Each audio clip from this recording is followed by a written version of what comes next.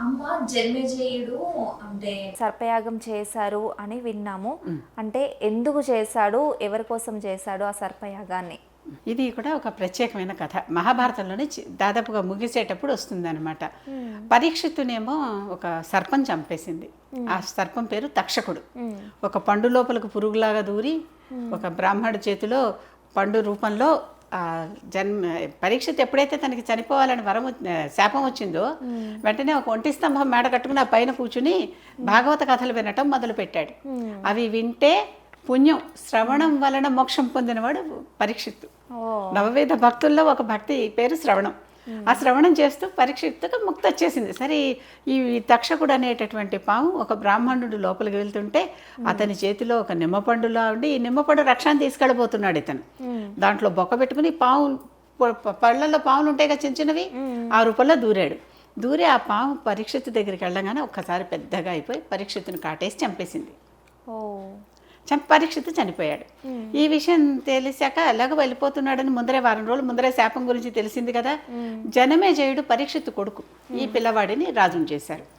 ఈ పిల్లవాడిని అందరూ మంత్రులందరూ, కృపుడు కూడా ఉన్నారు, వీళ్ళందరూ కలిసి ఆ పిల్లవాడిని బాగా పెంచి మంచిగా రాజును చేశారు.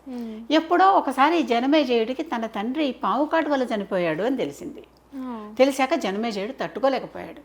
ఇంత గొప్ప వంశానికి సంబంధించిన మహారాజు, అలాంటి కలినే కొన్నాళ్ళ పాటు ఆపిన మహారాజు అలాంటి వాడిని ఒక పాము కాటేస్తుందా, ఈ పావుల్ని వదలకూడదు అనుకున్నాడు.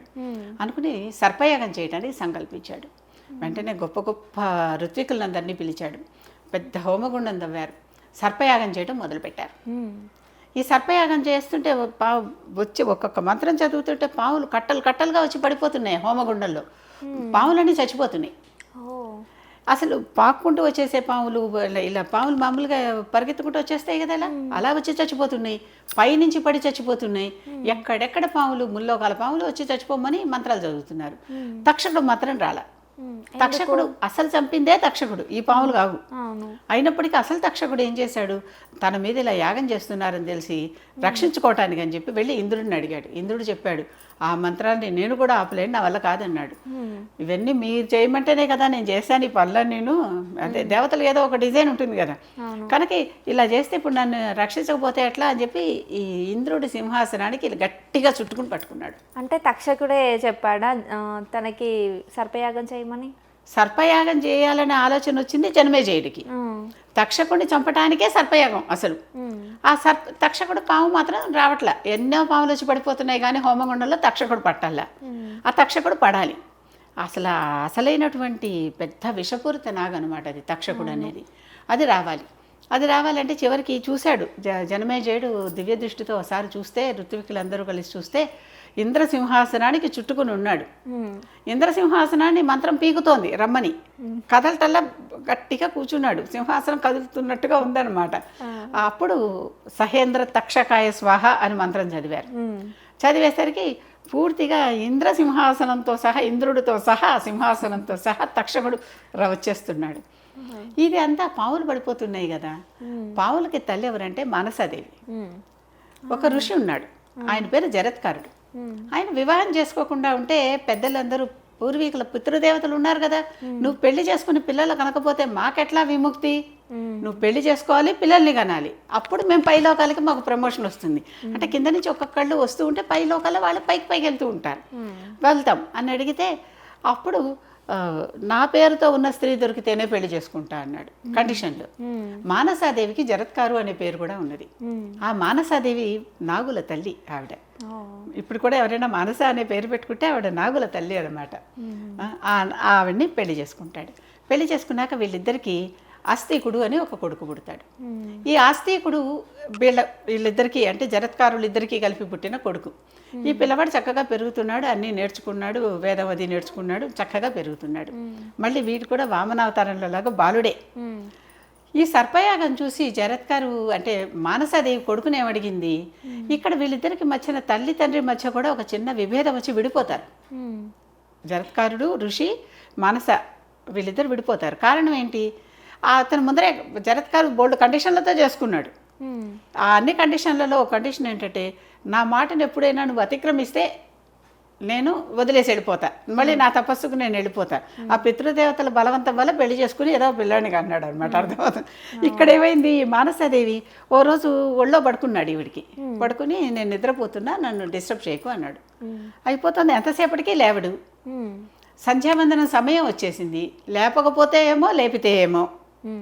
చివరికి పోన్లే ఏ దోషం తగిలితే నాకే తగలని, లేపకపోతే ఆయనకి నిత్య విధి ఆగిపోతుంది కదా, పూజా విధి అని భర్తను లేపి సంధ్యావందనం సమయం అయింది, లేవమంది ఒక నిమిషం ముందర.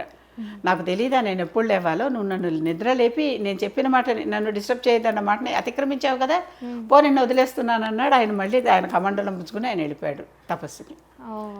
ఈ వదిలేయడానికే అలా అన్నాడేమో, కావాలేమో. ఈ ఆస్తికుడిని మానసే పెంచుతోంది. పెంచుతున్నప్పుడు మా నాగుల తల్లి కదా, ఆవిడ సంతతి అంతా, ఆవిడ పావులు సోదరులు వాళ్ళందరూ హోమగుండంలో పడిపోతున్నారు. చాలా బాధపడింది. అప్పుడు వచ్చి ఆస్తికుడిని అడిగింది. ఈ ఆస్తికుడిని అడిగితే ఎలాగైనా అది ఆపిచ్చు, ఆ సర్పయాగం ఆపిచ్చు, నా వాళ్ళందరూ కాలిపోతున్నారు అని అడిగింది. పుట్టింటి వారు కాలిపోతున్నారు అని అడిగింది. ఇక్కడ జనమేజయుడు చేసే సర్పయాగం ఆపాలంటే తల్లి తండ్రి ఇద్దరి పేరు ఒకటే ఉన్నటువంటి వాళ్ళ పిల్లాడెవరైనా వస్తే, ఇప్పటికీ కూడా అలాంటివి కొన్ని ఉన్నాయమ్మా. తల్లి భార్య భర్తకి ఇద్దరికి ఒకే పేరు ఉండేటటువంటి వాళ్ళ పిల్లలకి కొన్ని ప్రత్యేకమైన శక్తులు ఉంటాయని ఇప్పుడు ఈ రోజుకి నమ్ముతారు. అవునా? అలాంటి పేర్లు అనమాట, ఒకేలాంటి పేర్లు. లక్ష్మయ్య, లక్ష్మమ్మ, అర్థమవుతుందా? ఇలా ఒకటే లాంటి పేర్లు ఇద్దరికి ఉన్న వాళ్ళు కనుక వస్తే అట్లాంటి వాళ్ళకి ప్రత్యేకమైన శక్తులు ఉన్నాయని నమ్ముతారు. అలా ఈ ఆస్తికుడు వచ్చాడు కదా. మానస పేరు మొదట జరత్కారు, భర్త పేరు జరత్కారువే. వాళ్ళిద్దరికీ పుట్టినటువంటి వాడు అస్తికుడు. ఈ అస్తికుడిని తీసుకెళ్ళి ఎట్లా అయినా ఈ సర్పయాగం ఆపించాలని అందరు అనుకుంటే, మానస వచ్చి కొడుకుని అడుగుతుంది, ఆపించవయ్యా, నా వంశం అంతా వెళ్ళిపోయి చచ్చిపోతున్నారు, దాంట్లో మంటల్లో కాలిపోతున్నారు అంటుంది. అనేసరికి సరే ఆపిస్తాను అంటాడు. ఆపిస్తానని ఆస్తికుడు అక్కడికి వెళ్ళి జనమేజయుడిని వరం అడుగుతాడు. హోమం చేసేటప్పుడు ఎవరైనా సరే వరాలు అడిగితే ఇవ్వాలి కదా, దానాలు అడిగితే ఇవ్వాలి కదా. ఆ దానంగా ఏంటంటే ఈ యాగం ఆపేయి అన్నాడు. అసలు తక్షకుడు ఇంకా రాలేదయ్యా అన్నాడు. కాదు, నేను యాగం ఆపేయమని వరం అడుగుతున్నాను, ఇప్పటికే ఆపేయి అన్నాడు. తక్షకుడు రాకుండానే చివరికి యాగం ఆపేశారు. ఎవరిని? ఆస్తికుడికి ఇచ్చిన వరం వల్ల, ఆస్తికుడికి ఇచ్చిన మాట కోసం యాగం ఆపేశారు. తక్షకుడు అమ్మయ్య బతికానను మళ్ళీ పారిపోయాడు. తక్షకుడికి ఏమీ కాలేదు. ఈ రకంగా ఈ పద్ధతిలో సర్పయాగాన్ని ఆస్తికుడు వచ్చి ఆపాడు. నేటికి నేను ఏడుపాయలని ఇక్కడ మెదక్ దగ్గర ఒక క్షేత్రం ఉంది, అమ్మవారి వనదుర్గ అమ్మవారి ఆలయం ఉంది. ఆవిడ వనదుర్గ కూడా కేవలం వనాల్లోనే ఉంటుంది. ఆ వనదుర్గ ఆలయంలో ఉన్నటువంటి ఆ అమ్మవారు ఆ ప్రాంతంలో జనమేజయుడు ఒకప్పుడు ఇక్కడ సర్పయాగం చేశాడు అని క్షేత్ర పురాణంలో రాసింది. అక్కడ ఏడుపాయల దగ్గర ఇప్పటికీ మీరు చూస్తే బండల మీద చారలు కనిపిస్తాయి. పాములు పాక్కుంటూ వచ్చి పడిపోయాయి అక్కడ.